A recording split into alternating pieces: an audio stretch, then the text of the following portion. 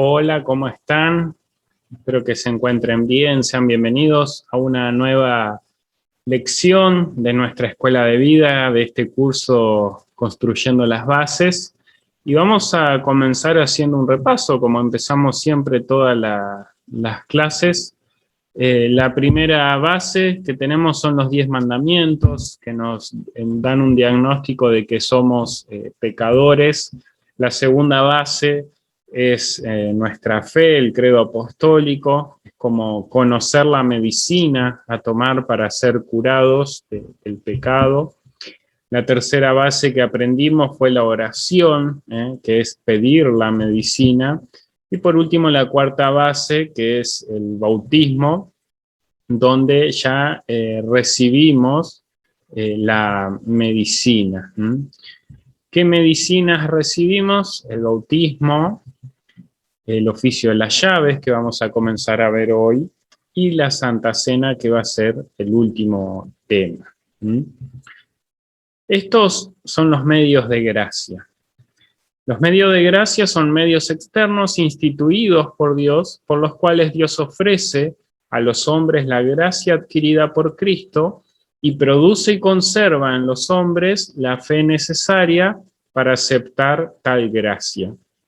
Entonces tenemos la palabra de Dios, el bautismo y la Santa Cena. Todo esto son los medios de gracia.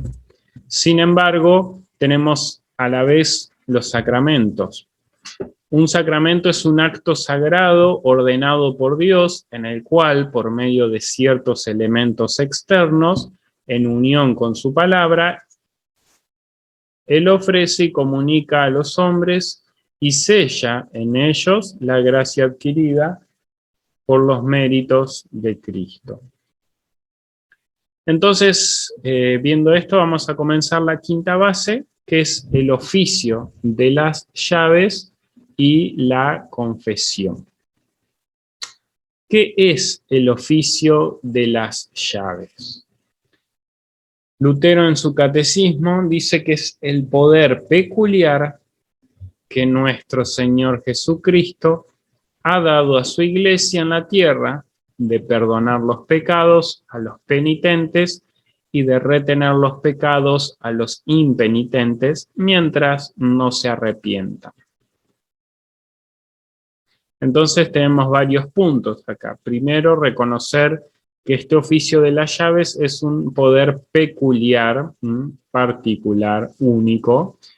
Segundo, reconocer, como lo vimos con los medios de gracia y sacramentos, que este oficio de las llaves es dado por Jesús, es instituido por Dios a través de Jesús y es dado a su iglesia, no a los pastores.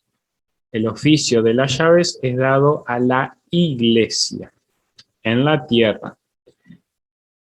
¿De qué se trata el oficio de las llaves? De perdonar pecados a los que se arrepienten y de retener, es decir, de no perdonar los pecados a los que no se arrepienten. Por eso de las llaves, porque abre y cierra las puertas del cielo. Vamos a ir viendo imágenes donde se ve esto de el oficio de las llaves, de confesar los pecados y ser perdonados. ¿Dónde está escrito esto?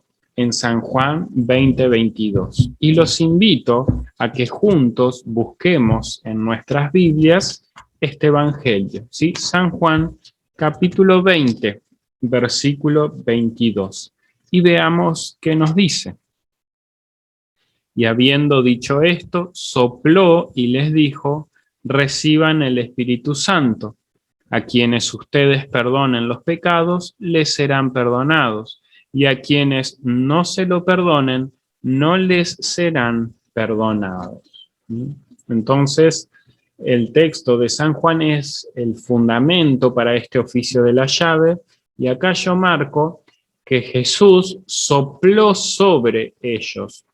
El tema de soplar, como Dios sopló sobre el barro para darle vida a Adán, sopló sobre ese pedazo de barro para darle vida a Adán, también Jesús sopló sobre los discípulos. Y hoy en día Jesús sopla sobre la iglesia. Y cuando Jesús sopla sobre cada uno de nosotros, como en los discípulos, Él dice: reciban el Espíritu Santo. Recuerdan que habíamos visto en el bautismo que también recibimos el Espíritu Santo a través del agua y la palabra. Acá nuevamente Jesús, a través de un soplo, como en Pentecostés, nos da el Espíritu Santo. Y al dar el Espíritu Santo, Él afirma: a quienes remitiereis los pecados, les son remitidos, y a quienes se los retuviereis, les son retenidos. Es decir, en ese soplo, en ese dar el Espíritu Santo a los discípulos, a la iglesia, Jesús está dando autoridad para perdonar los pecados a los que se arrepienten y para no perdonar a los que no se arrepienten. ¿Por qué se llama el oficio de las llaves un poder peculiar? Porque no es un poder temporal, sino un poder espiritual que Cristo dio a su iglesia en la tierra y a cada congregación local en particular. Por ejemplo, a nuestra congregación, el Redentor. Entonces, el oficio de las llaves es dado a la congregación. Vamos a leer algunos textos bíblicos que encontramos en los evangelios. Recuerden que yo siempre les comparto los que están en negro, los que están en rojo. Los invito a pausar el video y que también los busquen y los lean. Vamos con San Mateo 16, versículo 19, a ver qué nos dice este texto. A ti te daré las llaves del reino de los cielos. Todo lo que ates en la tierra será atado en los cielos, y todo lo que desates en la tierra será desatado en los cielos. Nuevamente Jesús dando la autoridad a Pedro y a sus discípulos de este oficio de las llaves. Volviendo a San Juan, capítulo 20, que es donde estuvimos recién, solo vamos a leer el versículo anterior, porque nosotros leímos el 22 y 23. Pero San Juan, capítulo 20, versículo 21, dice: entonces Jesús les dijo una vez más: la paz sea con ustedes, así como el Padre me envió, también yo los envío a ustedes. Acá Jesús está recordándoles a los discípulos en nombre de quién van a perdonar o no perdonar los pecados. Dios envió a Jesús. Eso, recuerdan, lo vimos en la lección del credo apostólico. El Padre engendra al Hijo. El Padre envía al Hijo a este mundo, y cuando Jesús asciende, ellos dos envían al Espíritu Santo. Entonces Jesús dice: como el Padre me envió, así también yo los envío a ustedes al mundo y les doy la autoridad para que perdonen los pecados o no. Bien, después ustedes buscan el texto de San Mateo 18 y de 1 Pedro 2:9. Nosotros vamos a continuar. ¿Qué comprende este poder entonces? Lutero dice que el oficio de las llaves, siendo el poder de la palabra divina, comprende la autoridad de predicar el Evangelio, de administrar los santos sacramentos y especialmente de remitir y retener los pecados. Entonces, el oficio de las llaves veníamos hablando que se refiere a perdonar los pecados y no. Acá Lutero amplía un poco y dice que el oficio de las llaves también incluye la autoridad de predicar el Evangelio. ¿Recuerdan los medios de gracia que teníamos la palabra de Dios? Bueno, acá entra en el oficio de las llaves, autoridad de predicar el Evangelio, de administrar los santos sacramentos. Acá entra lo que también vimos como sacramentos, bautismo y Santa Cena, y especialmente de remitir y retener los pecados. Es decir, el oficio de las llaves es esto, ¿no? Especialmente de perdonar y no perdonar, pero también incluye la autoridad de predicar el Evangelio y de administrar los sacramentos, ¿sí? Es el combo completo, pero se enfoca especialmente en el hecho de perdonar o no perdonar. Vamos a buscar San Mateo, capítulo 28, versículos 18 al 20. En este texto leemos lo siguiente. Jesús se acercó y les dijo: toda autoridad me ha sido dada en el cielo y en la tierra. Por tanto, vayan y hagan discípulos en todas las naciones y bautícenlos en el nombre del Padre y del Hijo y del Espíritu Santo. Enséñenles a cumplir todas las cosas que les he mandado, y yo estaré con ustedes todos los días hasta el fin del mundo. Amén. Otra vez Jesús reafirma su autoridad. Él nos la da a nosotros, la da a la iglesia como la dio a sus discípulos, y dice que esa autoridad es tanto en el cielo como en la tierra. Y hay un envío, que habíamos visto lecciones anteriores, de ir al mundo y bautizar, haciendo discípulos, pero también esto incluye este oficio de las llaves. Bien, Mateo 16, versículo 19, dice lo siguiente: a ti te daré las llaves del reino de los cielos, todo lo que ates en la tierra será atado en los cielos, y todo lo que desates en la tierra será desatado en los cielos. ¿Sí? Recordamos, es el mismo texto bíblico. Entonces, el oficio de las llaves comprende la predicación de la palabra, el bautismo y la Santa Cena como sacramentos, y el tema de perdonar los pecados. Entonces, ¿por qué se llama oficio de las llaves? Como vemos en la imagen, el perdón abre las puertas del cielo. El no perdonar cierra las puertas del cielo. Por la remisión de los pecados se abre el cielo. Por la retención de ellos se cierra, ¿no? Por eso el oficio de las llaves. ¿A quiénes deben ser remitidos los pecados y a quiénes deben ser retenidos? Esta es como la pregunta a este tema. Pastor, entonces, ¿a quién perdonamos y a quién no perdonamos?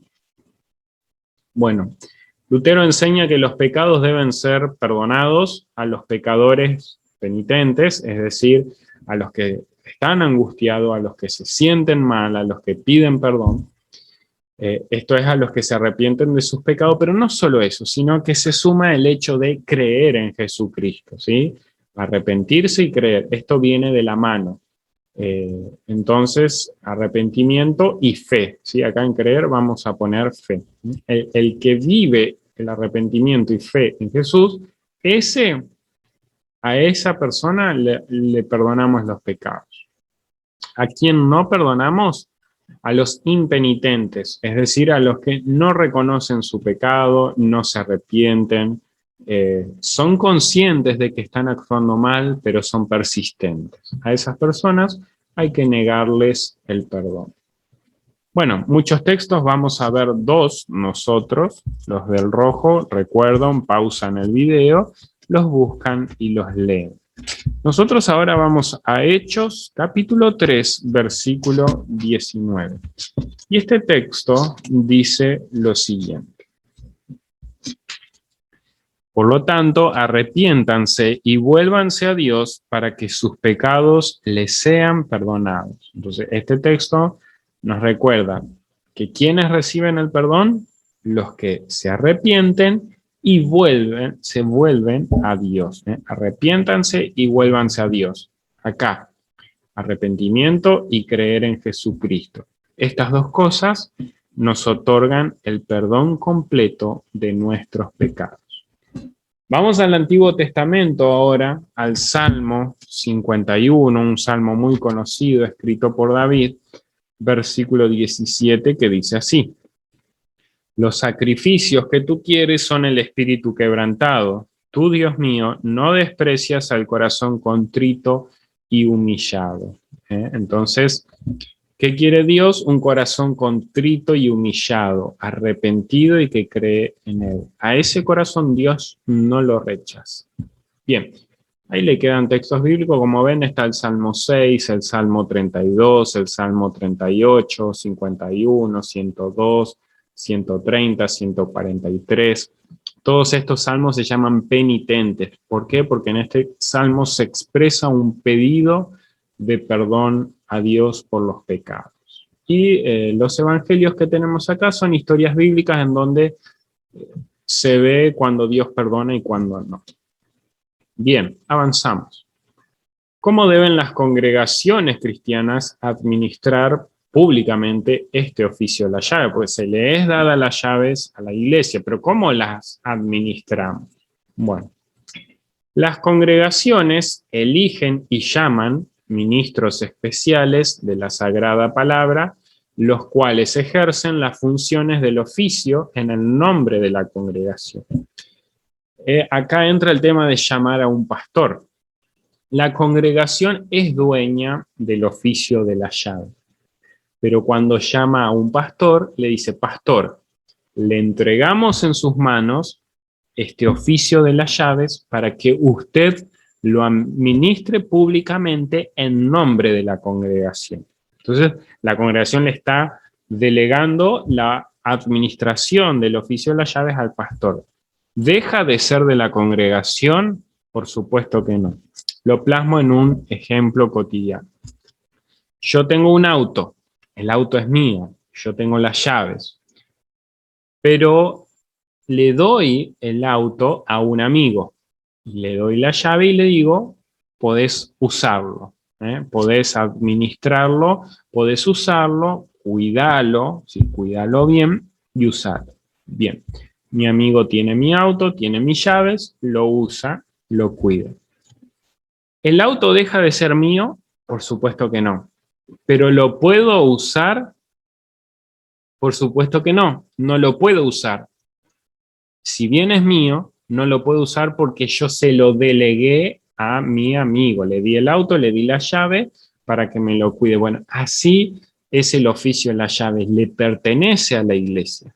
Pero cuando llama a un pastor, la iglesia le da el oficio de la llave al pastor y le dice: pastor, lo autorizamos para que usted con autoridad predique el evangelio, usted con autoridad administre los sacramentos, bautismos y nos dé Santa Cena, y para que usted, con la autoridad que le estamos dando, perdone a los que se arrepienten, y usted como pastor también tenga la autoridad de no perdonar y privar de la Santa Cena a quien usted considere que no está apto para recibir este sacramento. Entonces, eso significa, el oficio de las llaves, ¿de quién es? De la iglesia.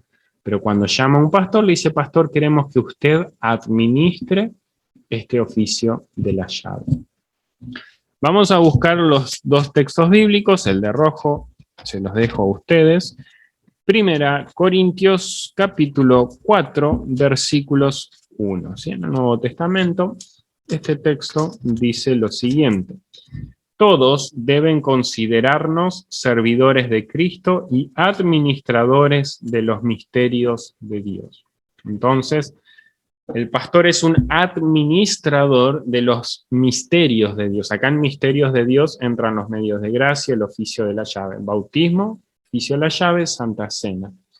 Entonces, los pastores somos servidores de Cristo y de la congregación y somos administradores de estos misterios de Dios. No somos dueños, no podemos hacer con ellos lo que queramos, sino que somos justamente servidores, estamos al servicio de Dios y de la iglesia, y estamos para cuidar, para administrar estos medios de gracia. Vamos a 2 Corintios, capítulo 2, versículo 10, que dice lo siguiente: así que a quien ustedes perdonen, yo también lo perdono. Y se lo perdono, si es que hay algo que perdonar, por consideración a ustedes en la presencia de Cristo. Acá el apóstol Pablo enseña el tema que a quienes la congregación perdone, él también como pastor va a perdonar, porque el oficio de las llaves pertenece a la iglesia, no a Pablo como pastor. Entonces, si la congregación también perdona a una iglesia, la congregación del Redentor perdona a una persona, yo como pastor, Jeremías, también, como dice el apóstol Pablo, se lo perdono. Obviamente, si hay algo que perdonar. Si como pastor veo que la congregación está perdonando algo que en verdad la persona no está arrepentida, yo como pastor no la puedo perdonar, porque siempre primero está el obedecer la voluntad de Dios, no la de la congregación. Si la voluntad de la congregación es conforme a la voluntad de Dios, el pastor siempre va a estar a favor. Si la voluntad de la congregación no es como la voluntad de Dios, en ese caso el pastor debe inclinarse hacia la voluntad de Dios. Bien, el oficio del ministerio. ¿Qué tiene que ver esto? El pastorado. Vamos a buscar San Juan, en verdad para tenerlo a mano, porque ya lo hemos leído. Tiene que ver con el oficio de la llave, cuando Jesús anuncia que le entrega el Espíritu y la autoridad para perdonar los pecados, ¿sí? Versículos 22 al 23.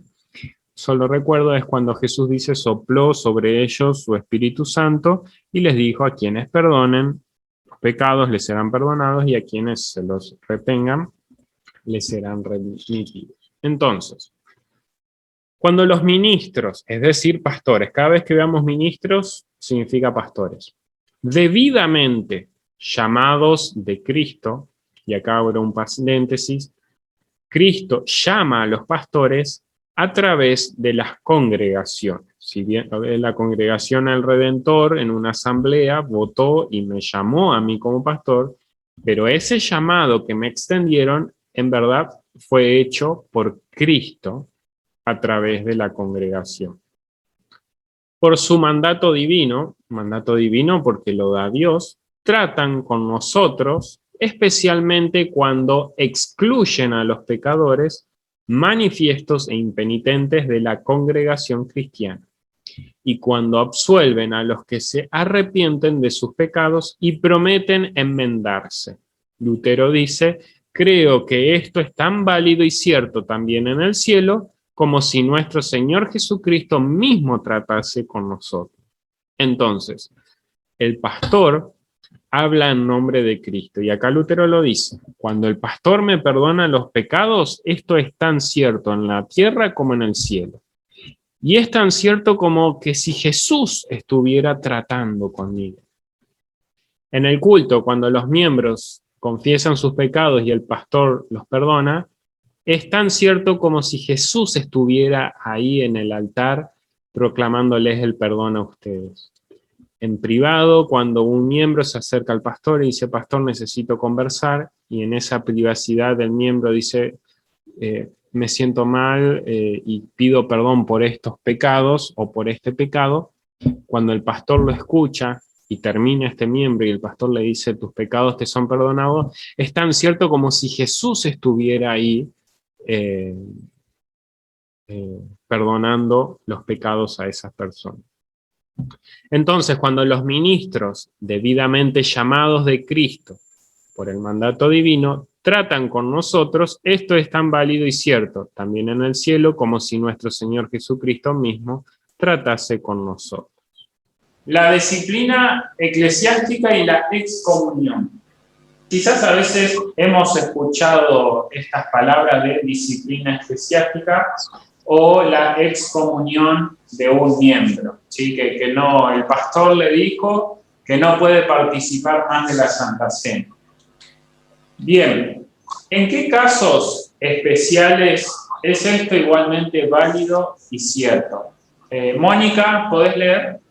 Sí, cuando los ministros de Cristo, pastores, por el mandato divino, excluyen a los pecadores manifiestos e impenitentes de la congregación cristiana, y cuando absuelven a los que se arrepienten de sus pecados y prometen enmendarse, es igualmente tan válido y cierto también en el cielo como si nuestro Señor Jesucristo mismo tratase con nosotros. Bien, acá habla de los ministros de Cristo, es decir, los pastores, por el mandato divino que le dio la congregación. O sea, Dios, a través de la congregación, le da este mandato al pastor. Tiene la capacidad de excluir a los pecadores manifiestos de la congregación cristiana y también de absolverlo cuando se arrepienten de sus pecados y prometen enmendarse. Acá marqué esto de enmendar. Si uno promete enmendar, significa que promete corregir su vida. Otro tema después es si corrigió o no su vida. O sea, si cambió eso que hacía mal, ya es otro tema. Acá estamos hablando de una promesa. ¿Se entiende? Sí. Si la persona viene, me dice, pastor, me arrepiento y prometo enmendar mi vida, en esas palabras, ante Dios, yo me agarro para perdonarlo. Pero obviamente después si esa persona, esas palabras, como quien dice, de boca lo dijo, pero en el corazón no lo siente, Dios va a tener su juicio sobre esa persona.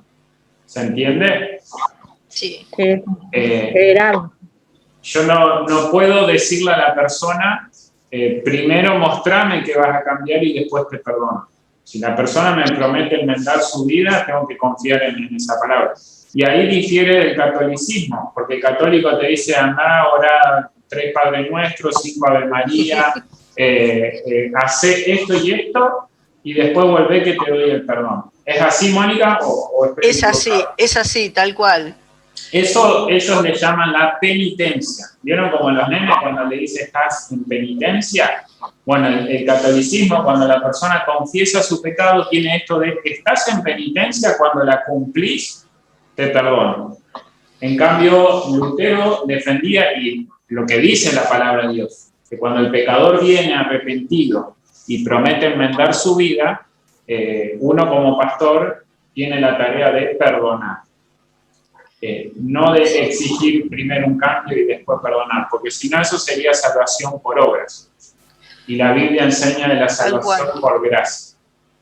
Sí, es algo con lo que yo siempre estuve en desacuerdo y bueno, es parte de mis problemas con respecto a mi religión por tradición, digamos, ¿no?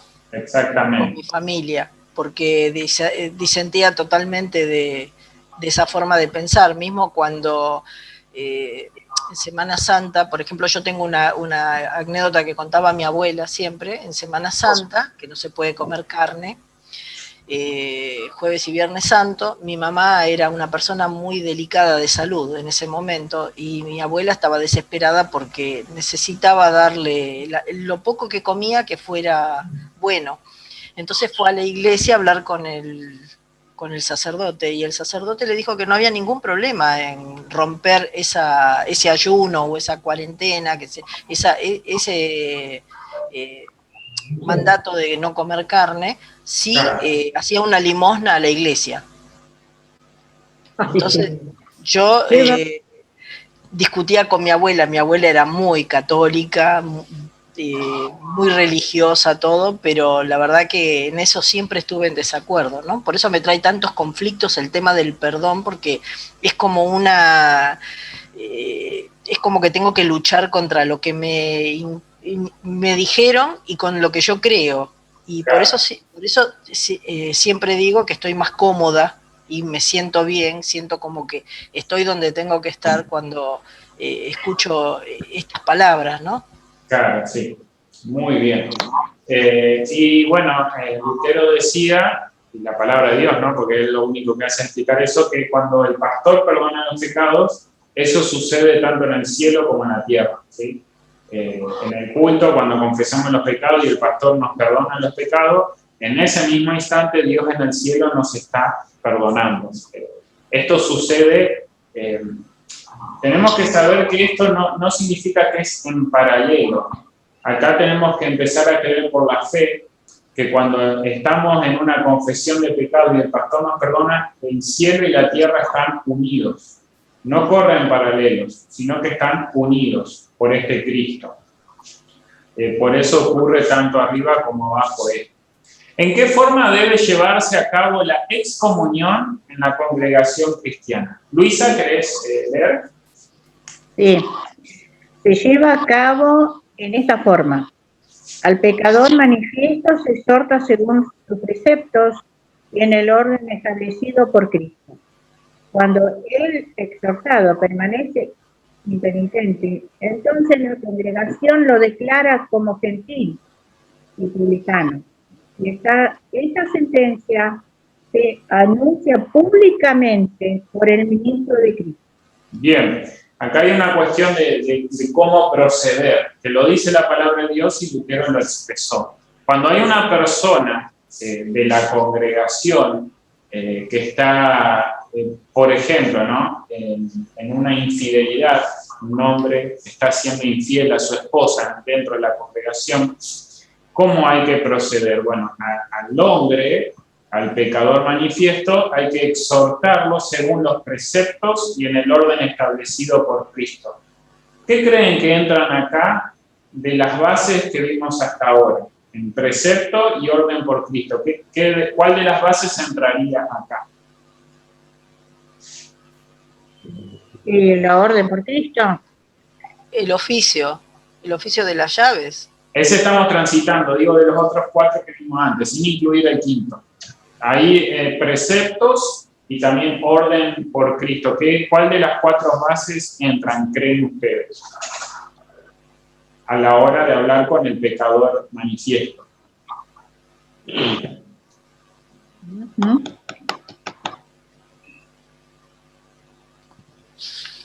Y yo pienso que Cristo mandó esto para perdonar.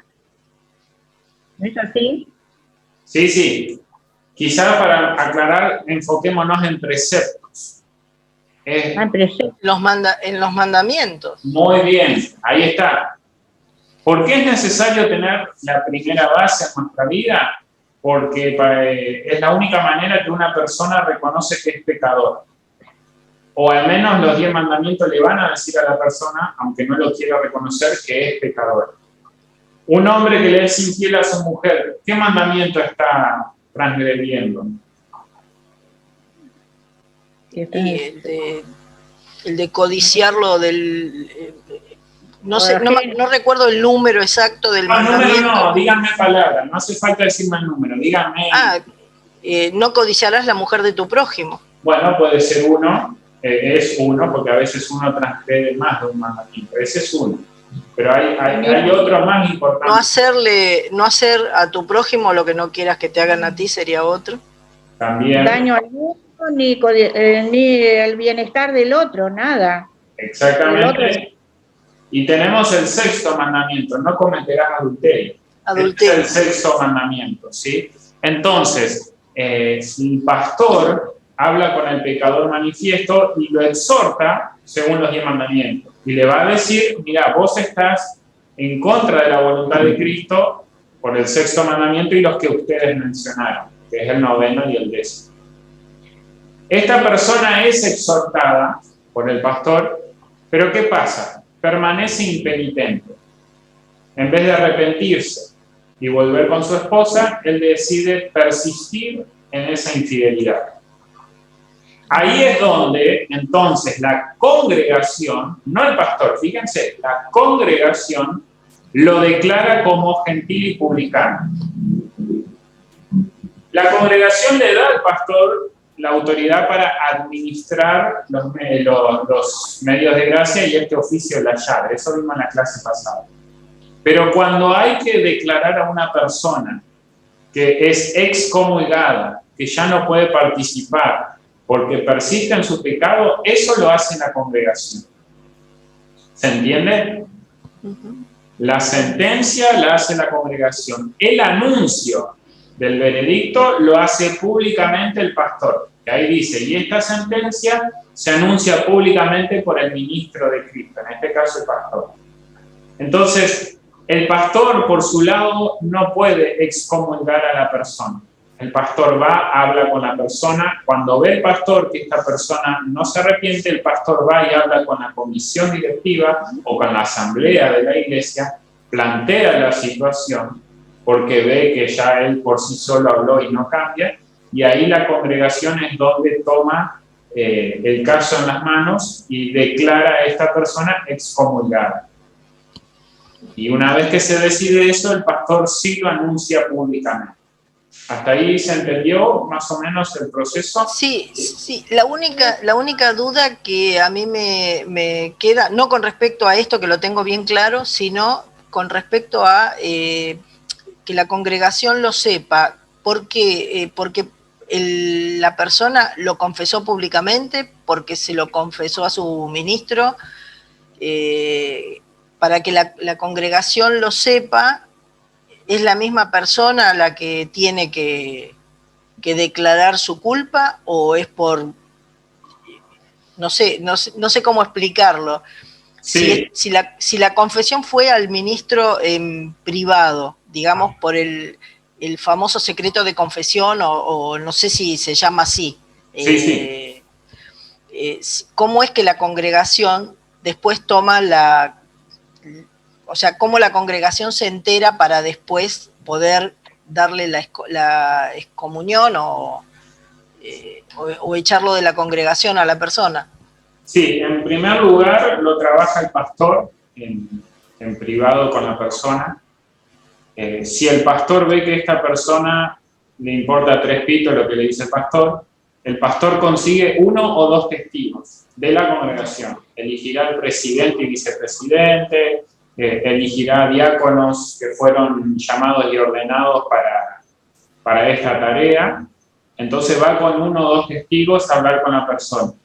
Cuando a esta persona le importa 3 pitos lo que le hablaron el pastor y estos 2 diáconos, ahí sí se anuncia públicamente a la congregación, porque la vida impenitente de esta persona perjudica a la congregación en el testimonio hacia la sociedad. Entonces hay todo un proceso, digamos. Y eso es bíblico. La misma Biblia, ahora lo vamos a leer en un texto, explica este proceso. Bien. Yo te puedo explicar algo que viví en mi vida. Sí. La chica quedó embarazada y tuvo la nena. Y ella le hicieron la confesión en la iglesia y le perdonaron. Pero eso era cuando yo era jovencita, imagínate ahora. Eso no se hace más, pero antiguamente se hacía eso. Sí, sí. Era un pecado cometido, entonces ella declaró que se había arrepentido porque la hija ya había nacido, ¿viste? Y bueno, y después toda la congregación la aceptó, como decís, y bárbaro, la chica que siguió yendo a la iglesia y todo, una nena. Exactamente, ahí se dio el proceso que estamos viendo acá. Claro, justo esto. Sí. Bien, acá está Evelyn, ¿quieres saludar? Hola, ¿cómo están, compañeras? No sé si la escucharon. ¿O vos tenés el programa? Hola, ¿Se escuchó? ¿cómo andás? Sí. Hola, ¿qué tal? Bien, ¿y vos, querida? Bien, muy bien. Bueno, me alegro. Gracias. Vamos a buscar estos textos. Acá con Evelyn buscamos 1 Corintios y ahí Mónica y Luisa buscan San Mateo. Mónica y Luisa San Mateo y nosotros acá buscamos 1 Corintios. Capítulo 5, versículo 3. Ahora cuando faltan 7 minutos, pero cuando se corte el video nos volvemos a reconectar al mismo número.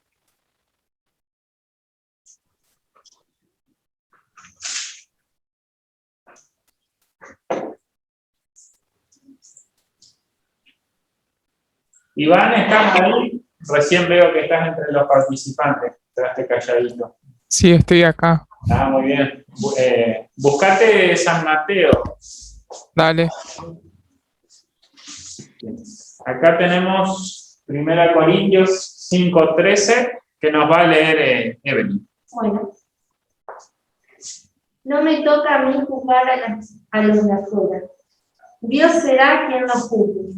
Pero ustedes ya están juzgando a los de dentro. Por eso, quiten a ese pecador del medio de ustedes. Bien. Acá se ve que había un problema en la congregación de Corintios. Por eso Pablo les escribe, digamos.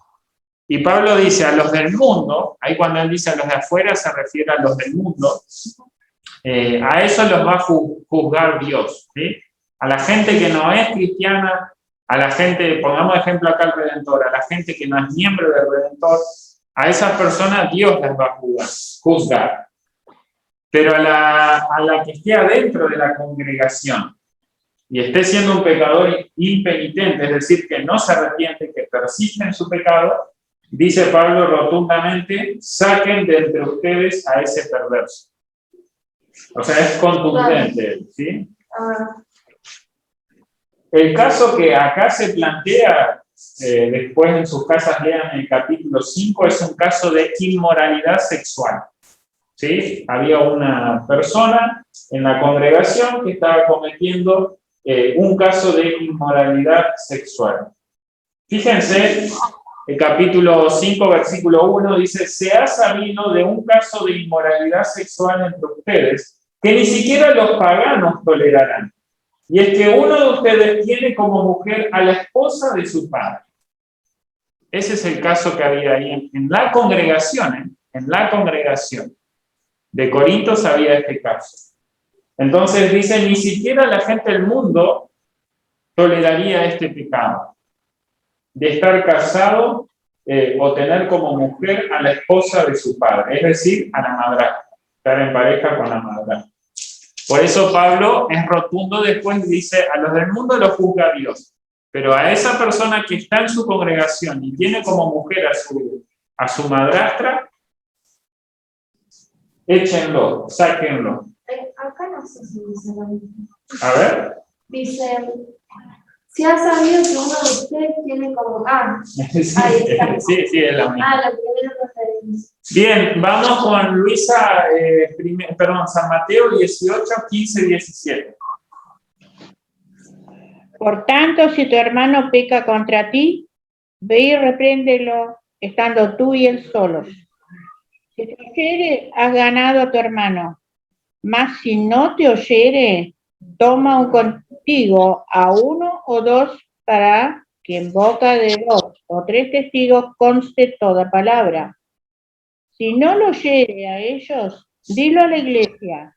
Y si no oyere a la iglesia, tenle presentil y publicar.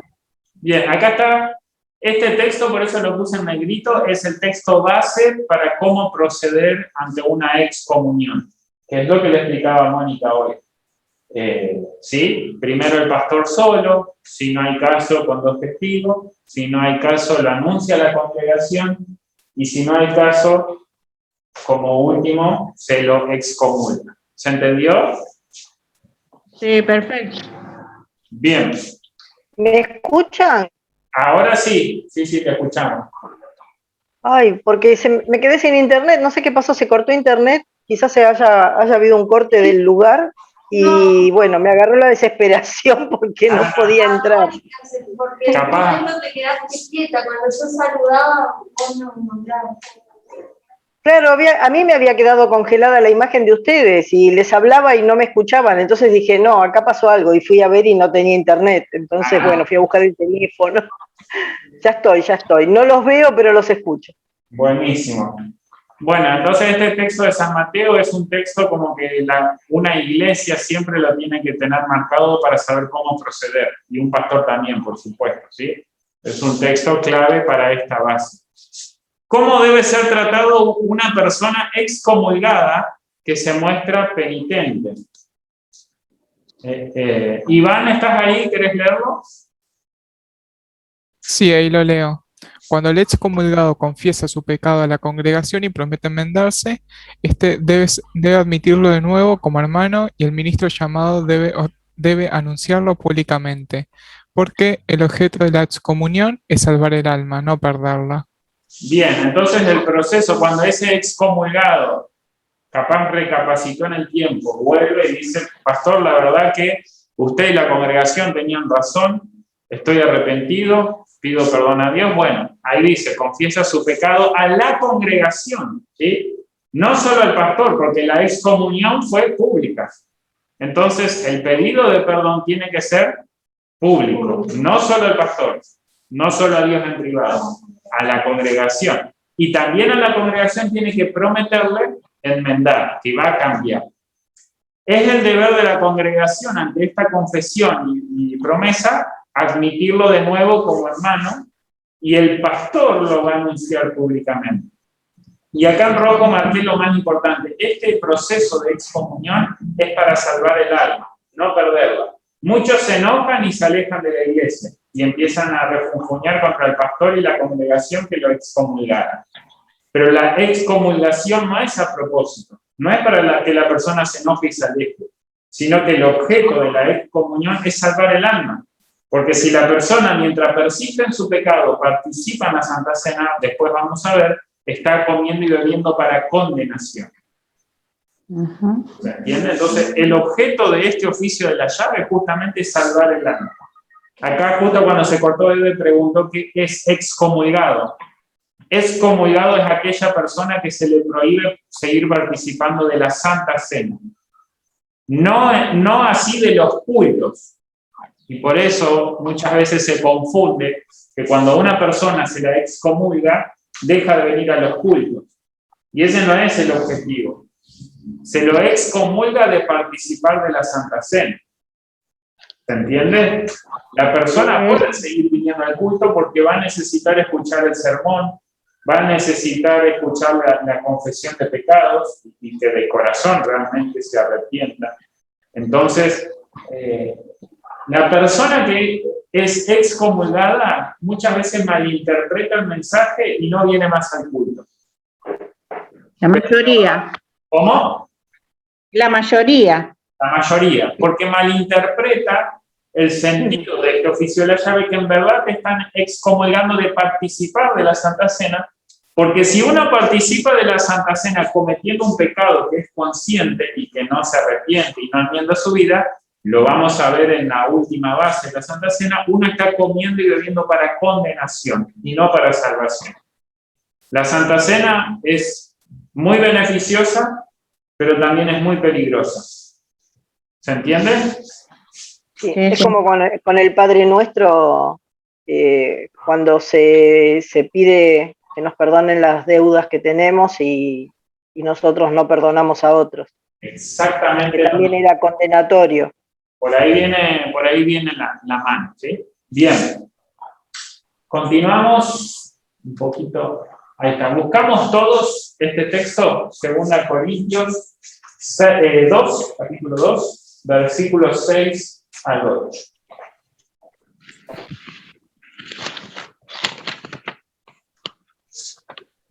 Segunda Corintios, capítulo 2, versículos 6 al 8. Mónica, te pido leer. Sí, en cuanto lo encuentre. 2, versículos 6 a 8. Sí, ya lo tengo. A ese le basta la reprensión de la comunidad. Por eso ahora mejor lo perdonen y conforten, no sea que lo desanime la excesiva pena. Les ruego pues que lo traten con caridad. ¿Y el 10? El 10, al que perdonen ustedes, también le perdono yo. Y lo que he perdonado, si realmente he tenido algo que perdonar, lo perdoné en atención a ustedes en presencia de Cristo. Bien, fíjense que acá Pablo entonces dice, no le echen más leña al fuego o no le carguen más pena al que está quizás arrepentido, porque de lo contrario puede consumirlo la tristeza. ¿Sí? ¿Se entiende?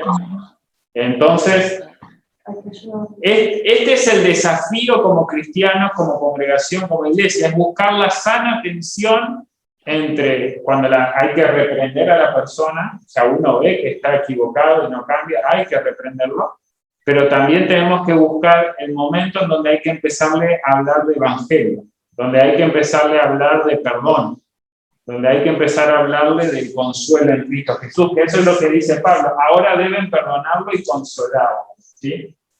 El castigo que muchos de ustedes le impusieron a esa persona es suficiente. El desafío como iglesia es saber cuándo es suficiente la excomunión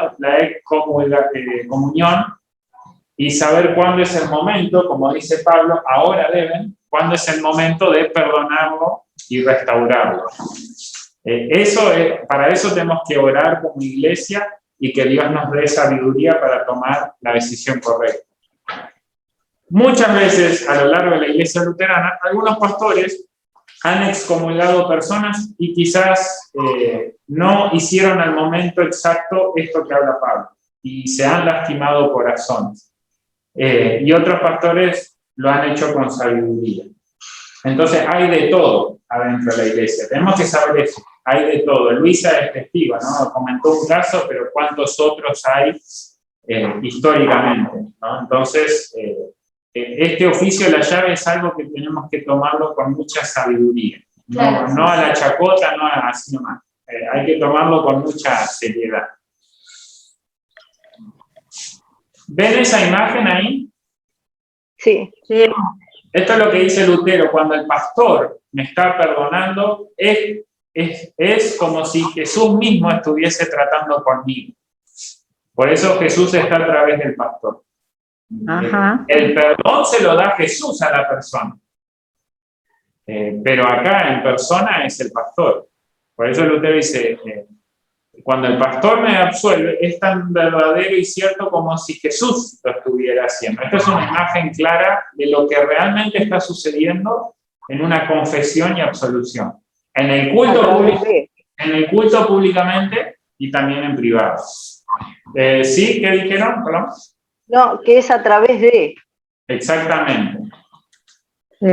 Entonces, ¿qué es la confesión de pecados? Bueno, comprende dos partes. ¿Sí? Esto es muy importante para que lo sepan.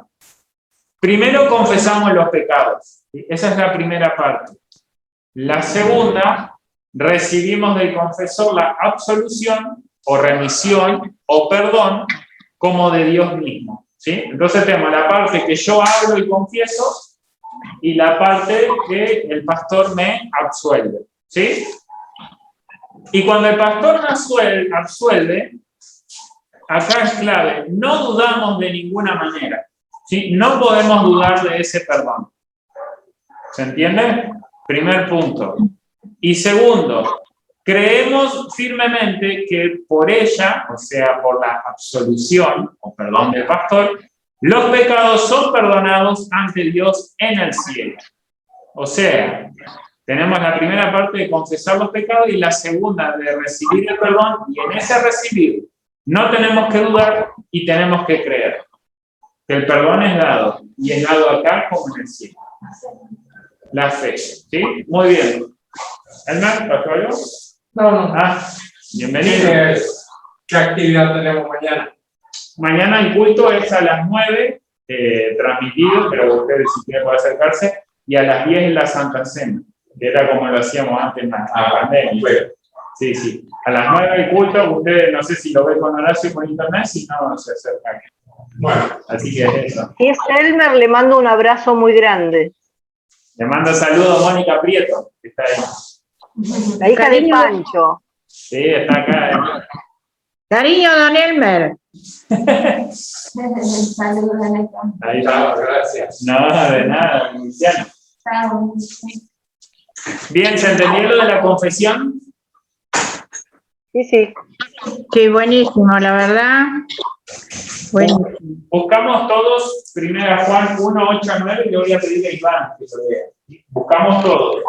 1 Juan está casi a lo último en la Biblia. 1 Juan capítulo 1, versículos 8 a 9. Sería primera San Juan. Exactamente. 1 San Juan, capítulo 1, versículos 8 y 9. Cuando Iván lo tenga, te invito a leerlo.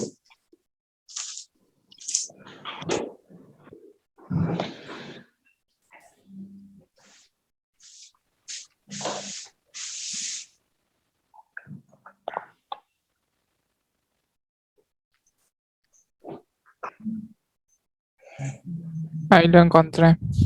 No.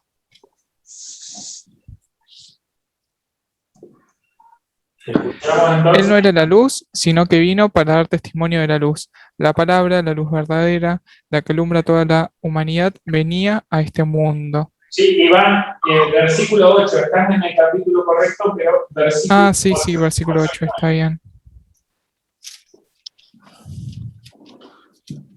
Está bien. Sí, San Juan está dividido en dos, ¿no? No, 1 Juan, 2 Juan y 3 Juan. Ahora estamos en 1 Juan, capítulo 1, versículo 8. Está bien.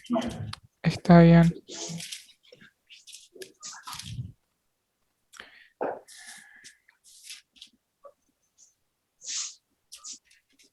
¿Lo tenés? Acá, ya lo encontré. Léelo. Y Jesús volvió a inclinarse y siguió escribiendo en el suelo. No, ese Ellos es el Evangelio de San Juan. Nosotros ahora estamos en 1 Juan, que es el 1. La primera carta de San Juan. Sí. Luisa, ¿lo lees? ¿Lo tenés mientras lo busque Iván? Dale. Si decimos que hemos pecado, nos engañamos a nosotros mismos. Y la verdad no está en nosotros. Si confesamos nuestros pecados, Él es fiel y justo para perdonar nuestros pecados y limpiarnos de toda maldad. Bien, este es un texto que el pastor a veces lo usa para invitar a confesar los pecados en los cultos, ¿sí? Si decimos que no tenemos pecado, nos estamos engañando, ¿sí? Porque somos pecadores. Primera base, los 10 mandamientos, el diagnóstico. Ahora, si confesamos nuestros pecados, Dios es fiel y justo para perdonar nuestros pecados y limpiarnos de toda maldad, ¿eh? Estas son las dos partes. Si no pido perdón, me estoy engañando, y si pido perdón, tengo la certeza de que Dios me perdona. Bien, pregunta interesante. ¿Reciben los hipócritas absolución de sus pecados? Hipócritas son personas que de boca para afuera dicen una cosa, pero en el corazón viven otra, ¿sí? De doble cara. Evelyn, ¿querés leerlo? Sí. Los hipócritas, si bien que de boca confiesan sus pecados, sin embargo, de corazón, son intermitentes y no aceptan la gracia de Dios que se les ofrece también a ellos en la absolución. Bien, esto es una persona hipócrita, ¿sí? De boca confiesa sus pecados, en el corazón no prometen o no enmiendan su vida, digamos, y no aceptan la gracia de Dios, ¿sí? Eso también, no aceptan el perdón de Dios. Eso es una persona hipócrita, ¿sí? Vamos todos a buscar este texto de Isaías 26:10. Isaías 26:10. Esto es en el Antiguo Testamento. Isaías capítulo 26, versículo 10. Vamos a darle a Iván para que lo lea cuando lo encuentre.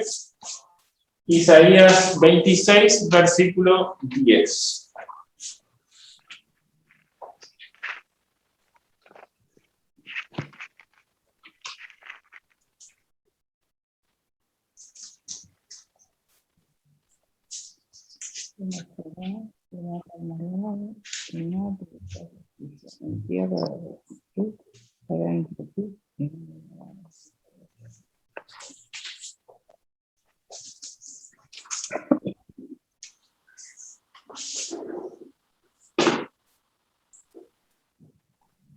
Iván no está, salió.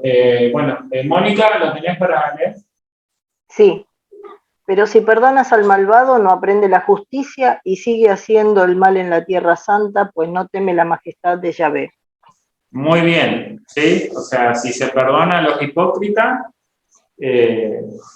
acá esta versión dice que surge la maldad en el país de la rectitud, ¿sí? Cualquier parecido con la realidad que vivimos en el país, en el mundo, es pura coincidencia. El texto es bien claro, el malvado necesita disciplina, ¿sí? Y lo mismo dentro de la iglesia. Imagínense dentro de la iglesia, si no se aplica esta disciplina a personas hipócritas como las que habla acá, ¿qué imagen uno da como iglesia, ¿no? Es como en la familia, si no se disciplina a los hijos. Exactamente, ¿sí? Es necesaria la disciplina. ¿Qué pecados debemos confesar? También pregunta interesante. Pastor, ¿qué tengo que confesar? Bueno, ante Dios debemos confesarnos culpables de todos los pecados, aún de aquellos que no podemos discernir, es decir, que yo reconozco que hago, como lo hacemos en el Padre Nuestro, ¿sí? Entonces, ¿cómo debo confesarme? Ante Dios, en privado, en mi casa, donde sea, todos los pecados, ¿sí? Todos los pecados, aún los que no discierno. Más, delante del confesor, es decir, del pastor, debo confesar solamente aquellos pecados que yo sé y siento en el corazón que me afectan. ¿Se entiende? Yo voy a confesarle, yo me siento afligido por un pecado, qué sé yo, por ejemplo, discutí con mi mamá y eso me carcome en la semana, entonces digo, pastor, necesito hablar con usted. Y voy y hablo con el pastor y le confieso, discutí con mi mamá y tuve sentimientos de enojo, también me generaron sentimientos de querer irme de mi casa, pero yo sé que eso está mal con respecto al cuarto mandamiento. Y ahí el pastor escucha y absuelve. ¿Se entiende? Sí. Ante Dios todos los pecados. ante el pastor lo que yo siento en el corazón. Por eso ahora vamos a ver, el pastor no debe exigir a la persona venir y confesarte. La persona tiene que venir de corazón y decir, pastor, necesito hablar, necesito confesar un pecado. Si uno tiene algo con una persona o tiene un rechazo o algo y lo habla con esa persona, después se siente como un alivio. Eso está bueno, ¿no? Porque ya dialogó, ya está todo bien y queda todo bien. Exactamente, el perdón trae restauración, trae alivio, trae consuelo. El perdón lo es todo, ¿sí? Este Salmo 19, versículo 12, que ya lo hemos leído en algún momento, es cuando el salmista dice, ¿acaso hay quien reconozca sus propios errores? Perdóname por los que no puedo recordar. ¿Sí? Esto es con respecto a la primera parte que dice, todos los pecados aún de aquellos que no podemos discernir. El mismo salmista dice, ¿quién puede reconocer todos sus pecados? Nadie, pero uno sabe que están. Por eso, Señor, perdóname por los pecados que no puedo recordar. ¿Se entiende? Sí. Proverbios está un poquito más adelante, ese sí lo buscamos juntos.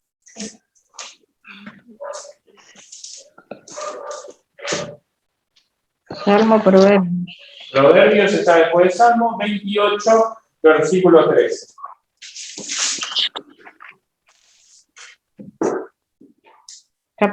Capítulo y versículo. Capítulo 28 de Proverbios. Ajá. Ya está. Sí, Ya está. Capítulo 28, versículo 3. Ahí volvió Iván. Iván, ¿lo tenés al texto? Proverbios 28, 3. Sí. 13, Sí, perdón. justísimo. 13, no 13. Ah, 13. Lo abrí justo para 28.3. Dale, lee Proverbios 28, 3. El que encubre sus pecados no prospera. El que los confiesa y se aparta de ellos alcanza la misericordia divina. Bien, perfecto. Si quieren, márquenlo con un fibrón, un papelito, porque es un lindo texto. Y habla lo que dijo Luisa recién, cuando uno perdona es como una mochila pesada que se saca. Cuando uno no perdona, a uno lo frena en la vida. Frena las bendiciones de Dios. No sé si les ha pasado cuando hay perdón, cuando se logra perdonar a alguien, es como que, no sé, es meterse a un arroyo en Córdoba, algo refrescante, es como... Entra el aire a los pulmones. Me saqué, exacto, un aire a los pulmones, me saqué esta mochila y camino, hasta yo me siento más liviano. Entonces este proverbio dice, el que encubre sus pecados no prospera. O sea, es bien clarito. ¿Quién no quiere prosperidad en la vida? Pero si no perdonamos, no vamos a prosperar. Claro, porque después lo habíamos hablado, Vuelve, ¿sí? Quiero prosperar en el trabajo. Pero si hay algo ahí que no puedo perdonar en mi familia o en el trabajo o inclusive con un miembro de la iglesia, Dios es claro en su palabra. Si no hay perdón, no hay prosperidad. Eso es bien clarito. Por eso dice, el que los confiese y se aparta de ellos, alcanza la misericordia divina. Muy bien. Estamos llegando al final. ¿Debe confesar el cristiano sus pecados también al prójimo que ha ofendido? Porque muchas veces uno va al pastor y le dice, pastor, me siento mal porque ofendí a alguien, quiero pedir perdón, y queda ahí. No va a pedirle perdón a la persona que ofendió. ¿Se entiende? Entonces la pregunta es, ¿debe el cristiano pedir perdón a su prójimo? La respuesta es contundente, sí. El cristiano debe confesar sus pecados también al prójimo que ha ofendido, porque si no quiere hacerlo, demuestra claramente que ante Dios no es un verdadero impenitente. ¿Se entiende? Pido perdón a Dios, me siento muy mal y pastor, necesito hablar y le pido perdón, pero si ofendí a mis papás, también necesito ir a hablar con mis papás y decirles, les pido perdón. Bien, buscamos este texto. Los que están en Zoom, busquen Santiago 5:16. Mónica, Iván, dice. Nosotros acá buscamos San Mateo 5.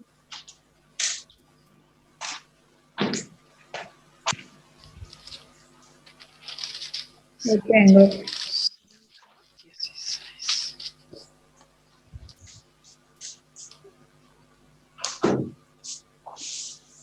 Santiago 5:16. Ya lo tengo. Vamos con Mónica. Confiésense unos a otros sus pecados y pidan unos por otros para que sanen. La súplica del justo tiene mucho poder con tal de que sea perseverante. Bien. La carta de Santiago escribió clarito, perdónense unos a otros. O sea, pídanse perdón y perdónense unos a otros.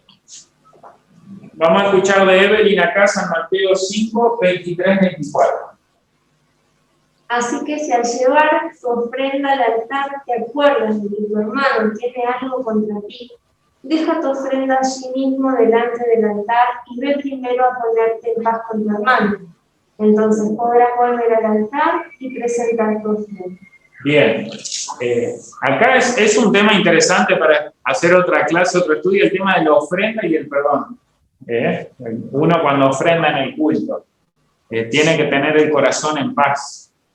Tiene que tener el corazón. Dice, si tenés algún conflicto, primero andá, solucioná ese conflicto y después vení a ofrendar. Ese es un tema interesante, a mí siempre me llamó la atención, porque uno siempre ofrenda, y hasta ofrenda de corazón y libre.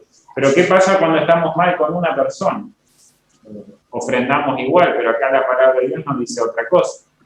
Pero igual, abocándonos a nuestra clase, lo que dice este texto es la importancia de ir y reconciliarme con la persona que ofendí. Claro. No solo con el pastor. Para cuando uno comulgue el Señor. Exactamente. Sí, exactamente.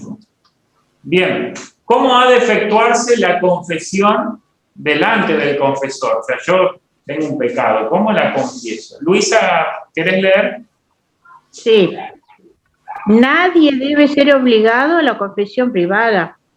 No obstante, el cristiano obtiene el consuelo de que se le otorga una absolución personal y al mismo tiempo puede pedir la remisión de los pecados que particularmente pesan sobre su corazón y agobian su conciencia. Bien, no, nadie debe ser obligado. Nadie puede ser obligado a confesar privadamente. Eso está más que claro. No obstante, tenemos que saber que el poder confesarse privadamente con el pastor es de consuelo. Es un beneficio, es un regalo. Tener un pastor en la congregación que esté disponible para esto, como miembros tenemos que valorarlo y tenemos que aprovecharlo. ¿Se entiende? Sí. Nadie va a ser obligado por el pastor a confesarse, nadie. Pero los miembros tienen que saber que el pastor está ahí para regalarles este perdón cuando ellos privadamente hablan. Ahí en la tarea, después van a ver, les dejo preguntas muy interesantes con respecto a esto. ¿Por qué en la iglesia luterana se perdió la confesión privada? ¿Por qué las personas no aprovechan al pastor para hablar de estos temas que muchas veces los agobian y decirle, pastor, esto no me deja avanzar en la vida? ¿Se entiende?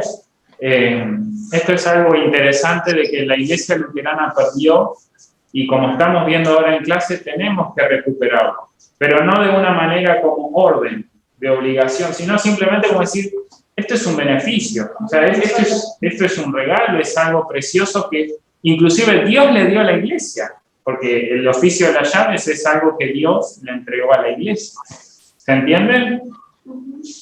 Buenísimo. Bien,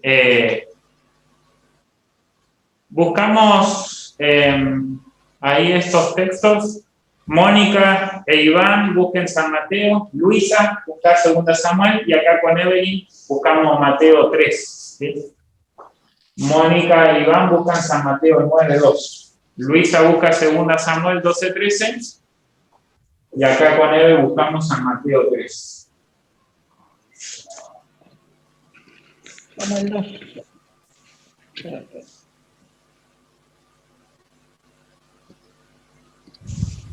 Bien, vamos con San Mateo 9:2. No sé si Iván lo tiene.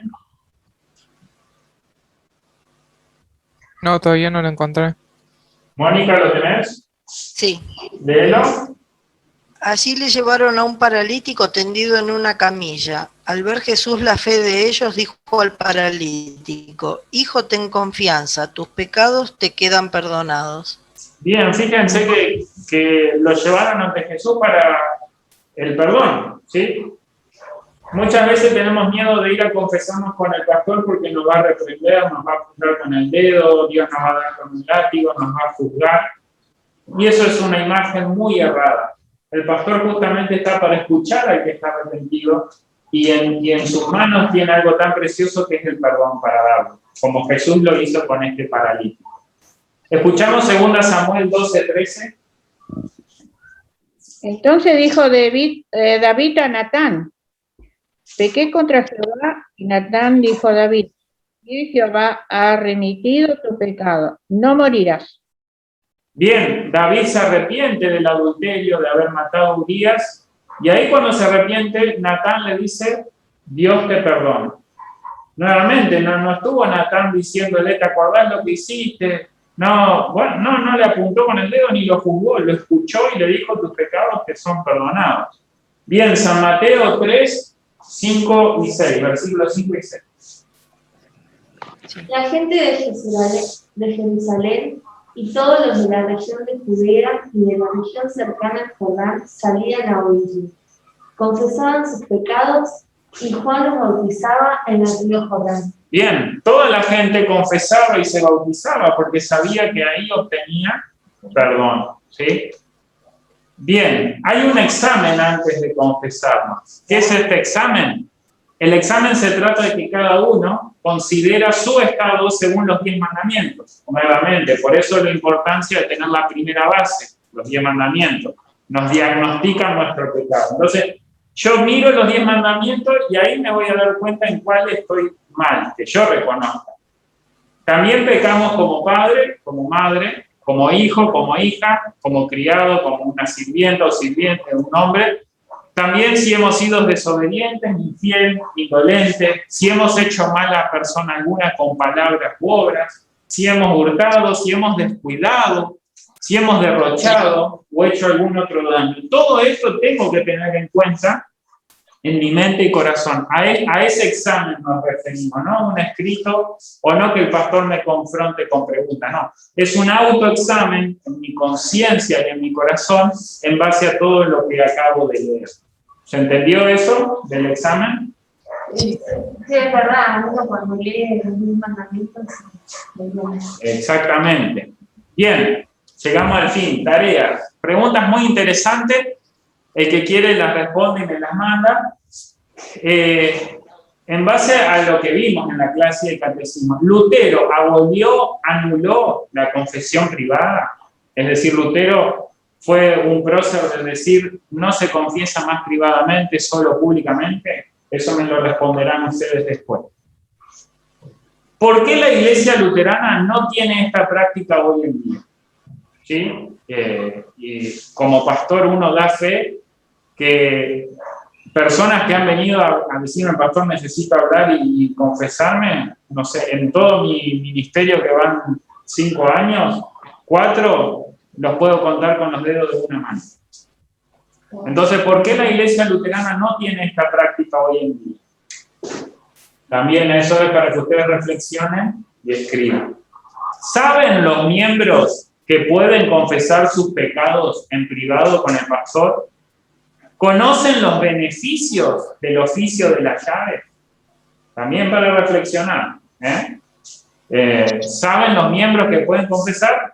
¿Conocen los beneficios del oficio de la llave que ustedes han aprendido en estas 2 clases? ¿Sí? Y por último, ¿cómo podemos enseñar, motivar, alentar a recuperar la confesión privada que Lutero defendió?